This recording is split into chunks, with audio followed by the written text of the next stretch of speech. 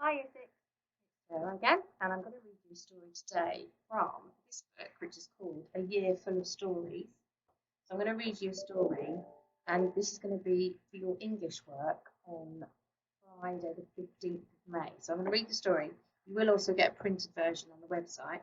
The story is called Spring and Autumn, and it's from Japan. It's a Japanese story. Once there was a princess so beautiful that she was called Dear Delight of the World. Princes, warriors, and even gods came from near and far to gaze at the princess and offer precious gifts. Each one hoped he could win her as his bride. The princess listened politely to her admirers, but none of them ever stirred her heart. To their dismay, she would silently shake her head and send them away. One day the god of autumn came to the palace. He was handsome, brave, and so strong that meant that 10 men couldn't lift his sword. When he came before the princess, he bowed low and expressed his love for her, confident that she wouldn't refuse to be his wife. But the princess didn't speak.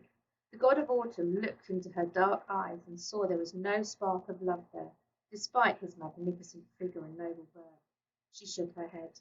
The god of autumn felt wounded to the heart. Fighting back bitter tears, he turned and walked away. His younger brother, the god of spring, who'd accompanied him, was waiting outside in the palace garden. "Did the princess agree to be your wife?" he asked. "No," snapped his brother. "She is too proud. She will never find a better husband than me." The god of spring smiled. "Then I'm going to ask her to marry me tomorrow," he said. His brother stared at him in amazement. "You?" the god of autumn roared with laughter. "Why would the princess marry a boy like you when she wouldn't accept a man like me? You'll only make a fool of yourself." "I don't care," sighed the god of spring. "I saw her walking here in the palace garden, and I knew at once that I must ask her to be my wife." "Then let's have a bet," said the god of autumn. "If she says yes, I'll give you a cask of rice wine for your wedding. But if she says nothing, then you must give the cask to me." The god of spring accepted the bet. He went straight home to see his mother and told her about the princess. "Will you help me win her for my wife?" he asked. His mother saw the true love in her son's heart. "You will need a new robe and sandals if you're going to the palace," she said, "and a fine bow and arrows. I will make them for you myself." The god of spring thanked his mother, and that night, as he slept, she got to work. First she fetched a basket and went out into the garden. By the light of the moon she filled the basket with curling tendrils from a wisteria tree and long sprays of flower buds. Then she magically wove the wisteria into a robe for her son. When it was done, she made him a pair of sandals from the twining stones and a bow and arrows. In the morning she gave them all to the god of spring. He was disappointed to see how simple and dull the robe was, but he didn't want to be ungrateful, so he thanked her and put it on. Then he slipped his feet into the sandals and took up the bow and arrows. "Wish me well, mother," he said, and he set off for the palace. When it was his turn to come before the princess, the god of spring bowed humbly, his hopeful heart burning with love. The princess's maids whispered to each other. "How could a dull-looking boy dressed in grey marry the most beautiful princess, dear delight of the world?" they murmured. But when the princess raised her eyes and gazed at the god of spring, the wisteria buds, woven into his robe, burst into flower.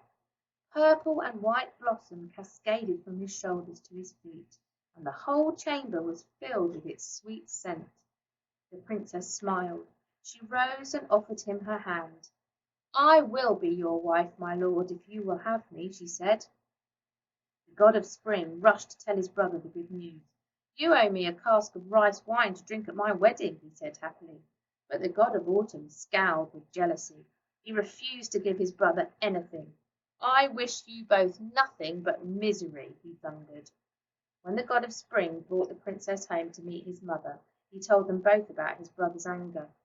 "I'm sorry to hear it," said his mother, "but do not be afraid. All will be well for you." With a heavy heart she left them and went into the garden once more. There she cut the hollow cane of bamboo and filled it with salt and stones. She wrapped the bamboo with leaves and hung it above the fire.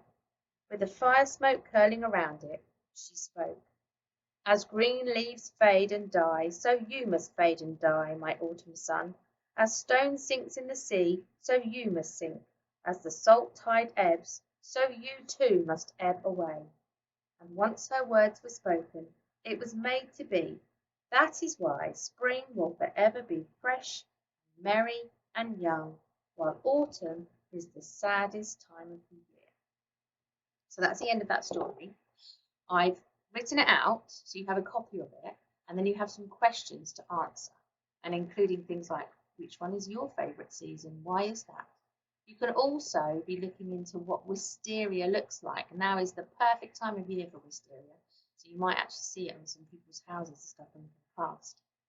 Anyway, that's all for now. I'm looking forward to seeing what you produce, and it's been really good seeing lots of you doing your purple mash, putting your work on the Victorians on there.